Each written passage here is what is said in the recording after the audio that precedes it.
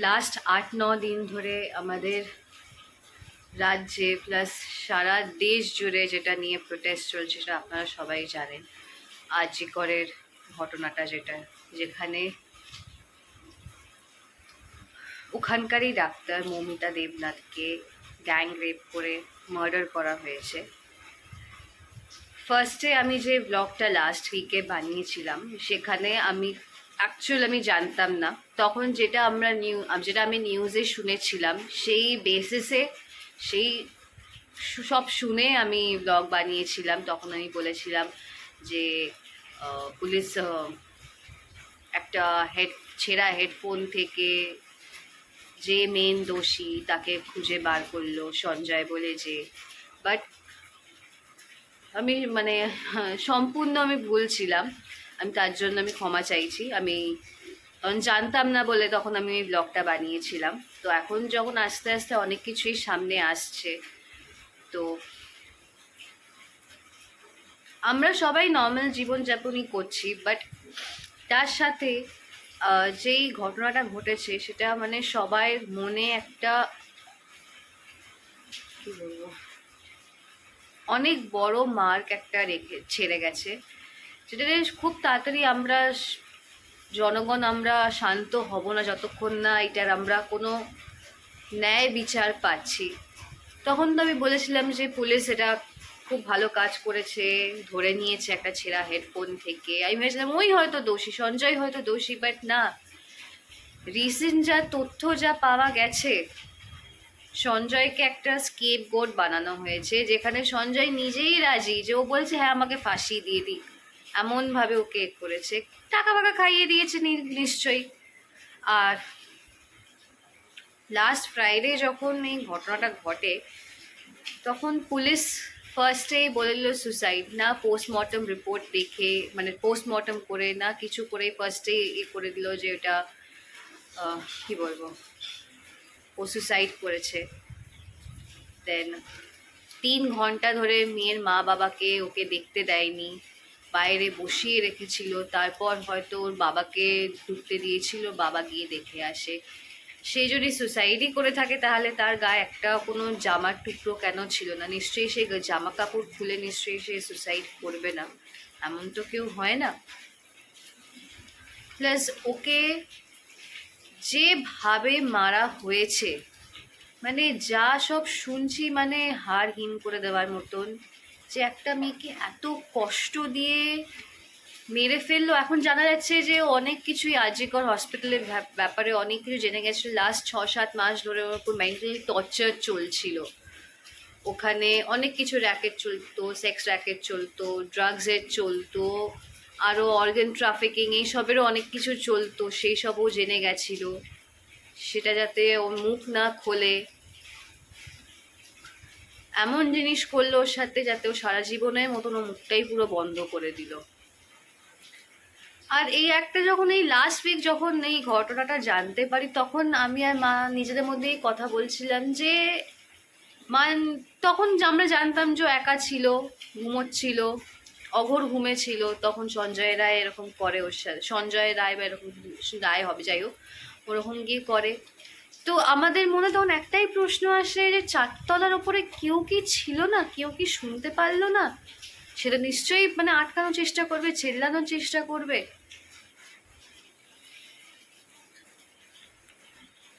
এখানে অনেক বড় বড় মাথারা ইনভলভ আছে, ভেতরকারই অনেক লোক। তারপর শুনছি অনেক লেডি ডক্টরই ইনভলভ আছে, বা লেডি ডক্টর বা লেডি ইন্টার্ন কোনো একটা ইনভলভ আছে।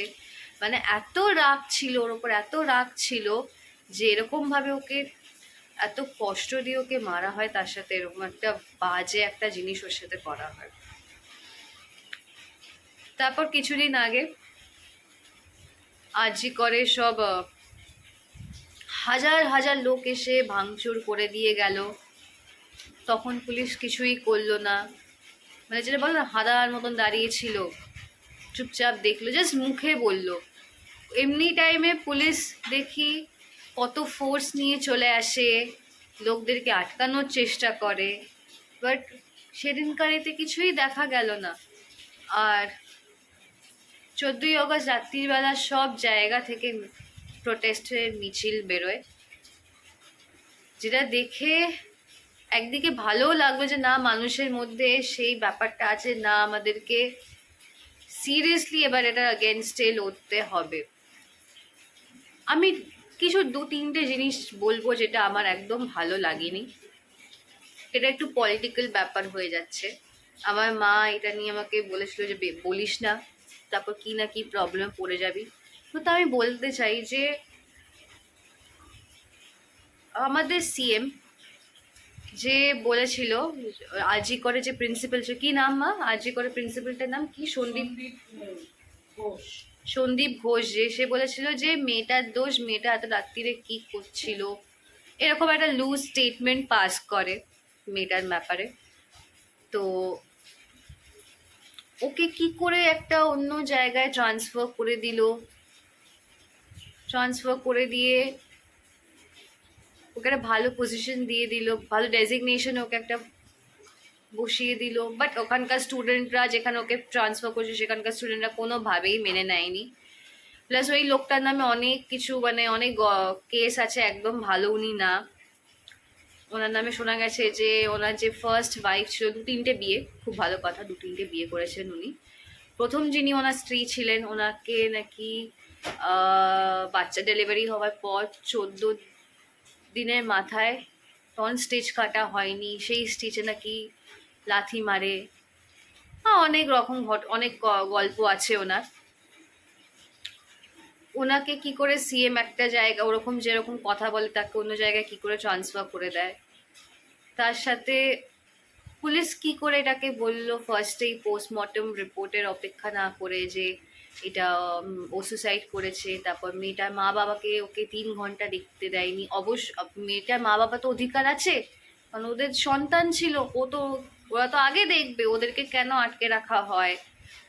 তারপর পুলিশ নাকি এটাও শোনা গেছে যে পুলিশ নাকি গাড়ি ওই মেয়েটার মৌমিতার গাড়ি নাকি ভেঙে দেওয়ার চেষ্টা করেছিল, তখন মৌমিতার মা নাকি বাধা দেয়, যেটা আমার মেয়ে অনেক শখ করে কিনেছে, আপনারা কেন এই গাড়ি ভাঙছেন।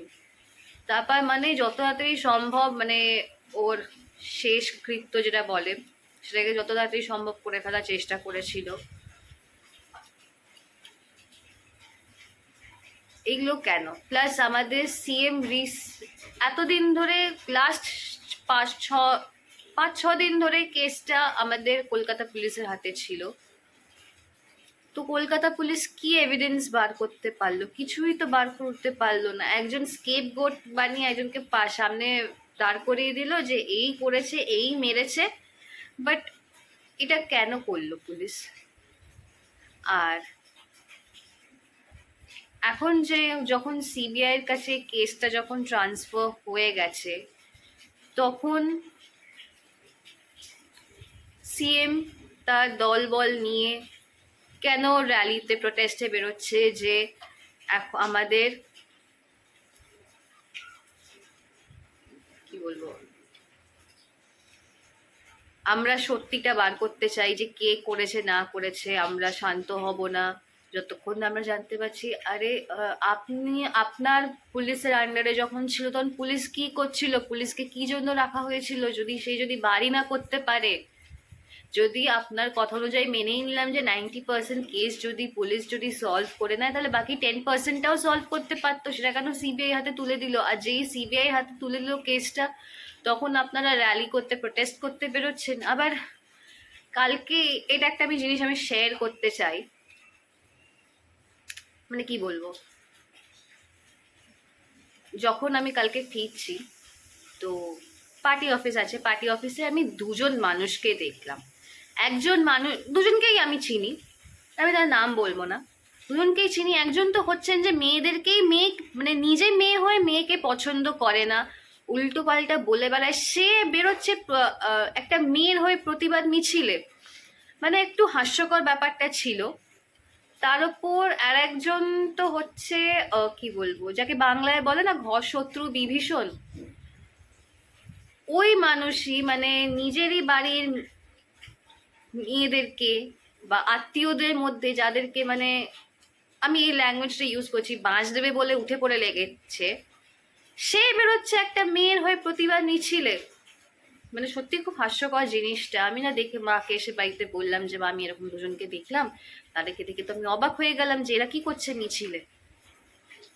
সত্যি মানুষের কত রূপ হয় যে বোঝা মুশকিল যে কে এবার কোন দিকে ঘুরে যাবে। তারপর এবার আসি,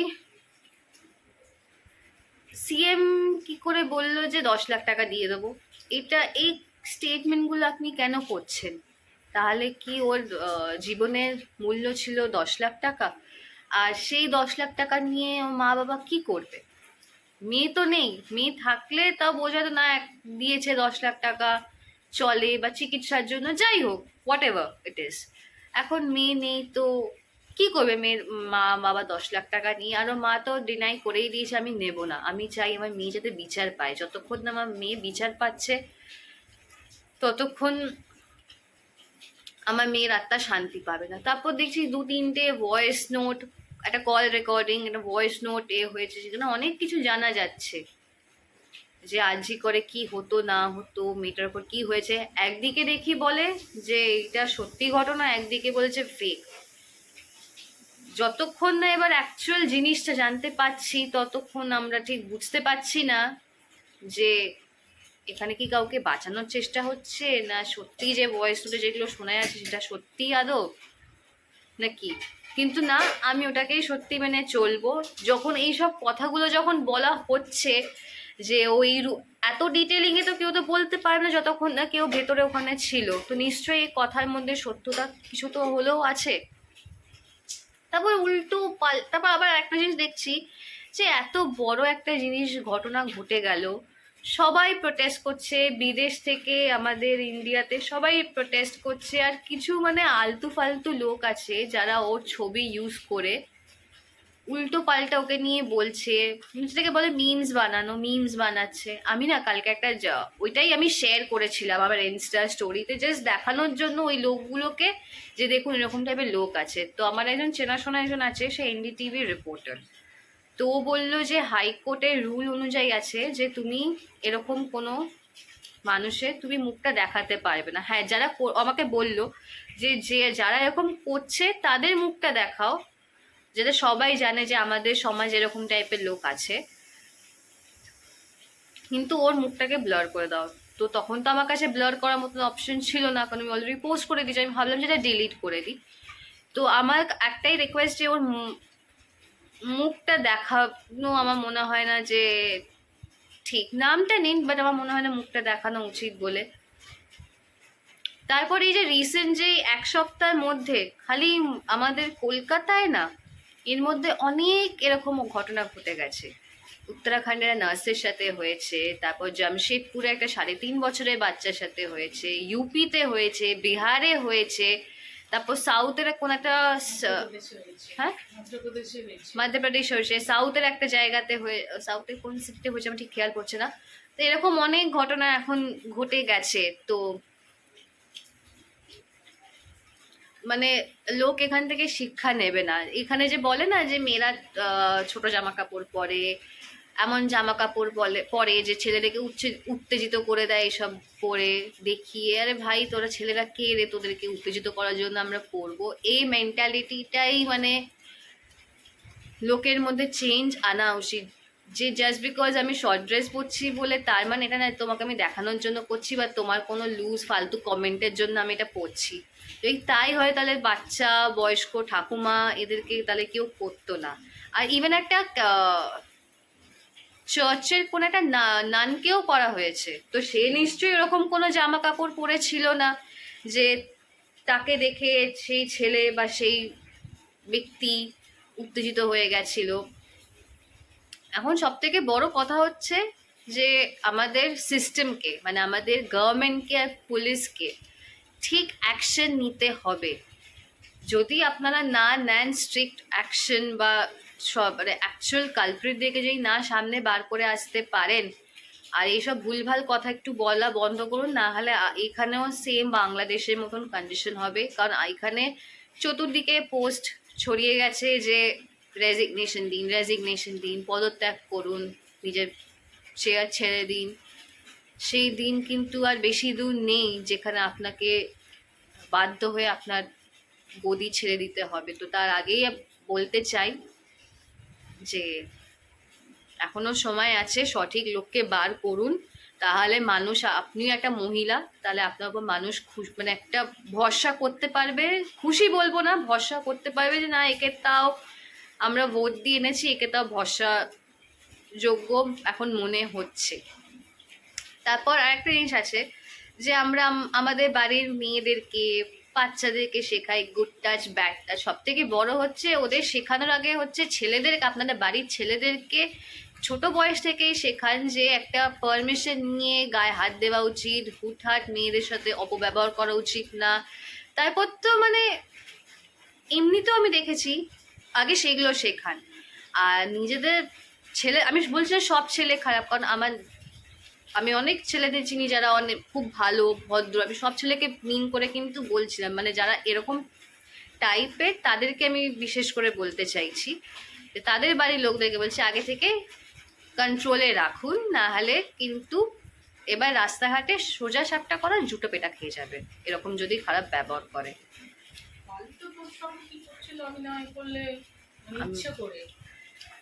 আর আমরা প্রায় দিনেই কিছু না কিছু আমরা ফেস করি, না না ঠিক আছে, প্রায় দিনে কিছু না কিছু ফেস করি, বাসে, মেট্রোতে। কালকেই মেট্রোতে আমি দাঁড়িয়ে আছি, একটা লোক এমন হাত মানে ফোনটা ধরে দেখছে, মানে উনি বোঝাতে চাইছেন যে উনি ফোনে একদম ঢুকে আছেন, তো উনি বুঝতে পারছেন না যে আমার গায়ে ওনার হাতটা আমার গায়ে লাগছে বলে। তো ফার্স্ট দিকে আমি কিছু বলিনি, আমি সামনের দিকে আমার হাতে প্যাকেট ছিল, আমি প্যাকেটটা নিয়ে নিজের সামনের দিকে এনে গার্ড করে রাখি। তারপর একটা পয়েন্টে মানে কিছু সেকেন্ড পর এত ইরিটেটিং লাগলো যে আমি ওনাকে বলছি যে হাতটা সরান, হাতটা সরান, রীতিমতো আমি 2 থেকে 3 বার ওনাকে বললাম, উনি শুনতে পাননি, কারণ উনি কানে হেডফোন দিয়েছিলেন তো শুনতে পাননি।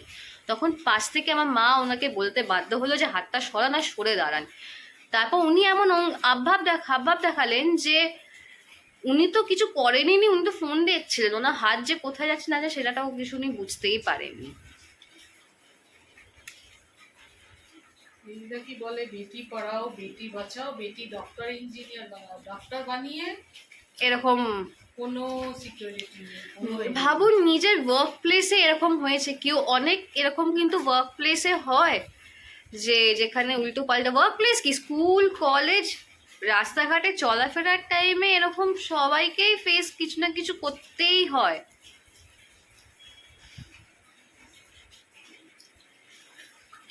আমি না একটা সময় বুঝতে পারছি না আমি কি বলবো না বলবো, কারণ এটা খুব একটা সেন্সিটিভ একটা ইস্যু।